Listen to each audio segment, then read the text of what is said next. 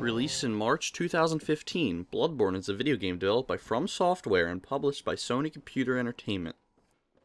Bloodborne is a spiritual successor to both the Demon's Souls and Dark Souls series. In Bloodborne, you play as a hunter who has traveled into a land called Yharnam to hunt strange beasts. From there, the story gets a little fuzzy, as it follows in suit from previous FromSoft titles. The story is spread out through item descriptions, conversations with NPCs, and inferences based on what you see.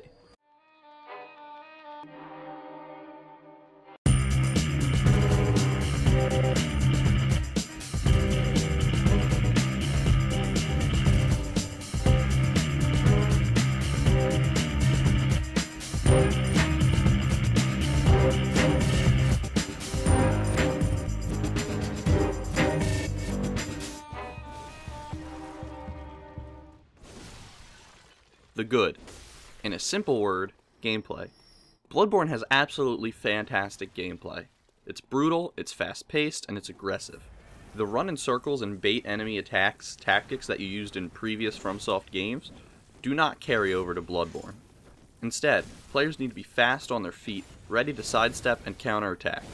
FromSoft has done a brilliant job of implementing mechanics that reward aggressive play into Bloodborne. For instance, if you are hit, you have a small window of opportunity to counterattack your opponent to gain back some of your lost health. This mechanic adds a risk and reward mechanic to Bloodborne that is unseen in any other Souls game. It also adds a level of resource management, as you have to decide which is more important to you, health or stamina. FromSoft also sped up everything in battle. Healing items are quicker, and so is your dodge. Instead of the roll you get from Demon's Souls and Dark Souls, you now have a sidestep. The sidestep is quick regardless of what you are wearing and carrying, and costs only a small amount of stamina. These factors make the sidestep an important tool for offensive play, but also defensive play. However, spamming the move is punished in Bloodborne. Getting hit while dodging will result in you taking more damage than average. Another change from previous titles is the exclusion of a shield and the inclusion of firearms. The firearms take the place of shields from previous titles. The guns are used for parrying and stunning enemies, but it lacks the guarding properties of a shield. Guns are mostly a defensive affair in this regard. That being said, the guns can still deal a good amount of range damage if you play your cards right. The firearms also have 20 bullets, with an option of adding 5 additional bullets at the cost of some health. This plays into the aforementioned resource management.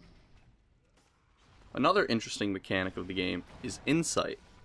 Insight can be used to summon co-op partners or buy items from a certain shop. It also happens to be a bit of a difficulty adjuster of sorts, as the more insight you have, the harder the game is. Bloodborne has a fantastic amount of areas to explore, many of which are hidden or optional. Almost every area is a treat to go through. I never really encountered an area I 100% disliked, but there were some areas that caused a little bit of trouble. Chalice dungeons are particularly interesting areas. They are procedurally generated dungeons to crawl through. These dungeons can be shared online and co-op with friends. Most of the dungeons feature bosses unique to Chalice dungeons, but some have reused ones from the main game. The length of each dungeon varies, and some can be quite lengthy.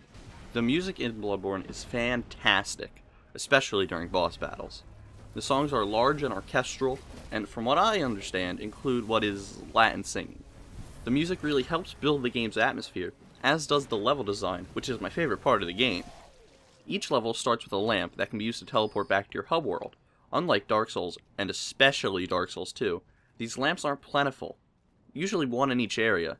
The area is linked together through various shortcuts you unlock as you progress through. Each area is linked in a believable way, and the entire world is connected, a huge step up from Dark Souls 2. Still, all of these good factors can't hide the bad. Although most enemies and bosses are fair, there are a select few that are incredibly cheap, so infuriatingly cheap in fact, that it can really be a game breaker. One particular boss spawns 3 waves of enemies that kill you in 1 to 2 hits, while he stands behind shooting homing magic at you. Although it isn't plentiful, enemies like this pop up from time to time.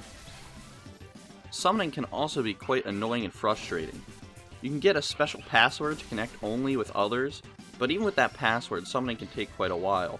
When you summon people into the world, it uses one insight, regardless of if someone connects or not. You also cannot tell who you are summoning until they've already connected. Although the password does alleviate some of this frustration, it is still quite annoying. The collision also seems to be a little wonky. More than a handful of times I got stuck on level geometry and had to kill myself to get out, resetting my progress. The game's loading screens are unforgivable. They are long and boring. If you're going to make us wait for 40 plus seconds, at least give us something to look at. The game's most crippling problems, though, don't lie in mechanics or loading screens, but in the ugly, where I will discuss the graphics of the game. Bloodborne isn't an ugly game, quite the contrary actually. It's quite pretty. The game features some brilliant enemy design and gorgeous environments. The art style is quite stunning.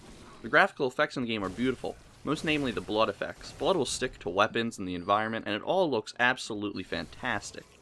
Each level is extremely packed, with various objects like coffins, tombstones, and other atmospheric items. The level of detail is great, but the performance is a little wonky. The game runs at a solid 30 frames, until it decides to drop to about 5. Every single fog door you go through destroys the frame rate. On one particular instance, I got stuck in a fog door. I was trapped in a single-digit FPS hell. The frame rate is also an issue when summoning. Bringing in a co-op partner brings a noticeable frame drop that may stay for the duration of the session. Bloodborne is a fantastic video game. It's fun and challenging and quite lengthy. The game looks nice, but suffers from performance problems. As of the making of this review, Bloodborne is definitely the PlayStation 4's killer app. Now for the rating. If 1 is Iron Keep, and 10 is Dark Souls Fix, Bloodborne gets a blood vial out of 10.